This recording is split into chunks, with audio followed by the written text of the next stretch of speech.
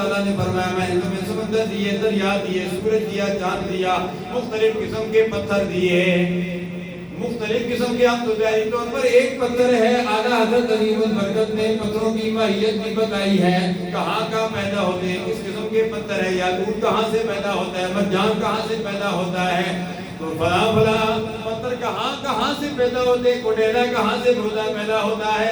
اسی طرح یاقوت کی بہت ساری اقسام ہیں، جس طرح گلے توتی کی تقریباً 200 اقسام ہیں. اسی طرح جو پھول ہیں، گلاب ہیں، ان کی بہت ساری اقسام ہیں. اسی طرح پتھروں کی بہت ساری اقسام ہیں. کچھ اسی مصطفیٰ حضرت عظیم البرکت نے جب تیمم کے متعلق بحث کی، میں نے اس پر کالم بھی لکھا ہے. اللہ آپ نے فرما دیا کہ تیمم کن کن چیزوں سے کیا جاتا ہے. آپ اتنی تفصیل میں گئے کہ پتھروں کو بھی بتا دیا کہ فلاں فلاں پتھر کس کس علاقے میں پایا جاتا ہے اور کس کس کی چیز سے تیمم کیا جاتا ہے. حاضرین و ناظرین، اللہ تبارک و تعالیٰ نے ان کی انتظار تعداد نعمتوں سے نوازا ہے.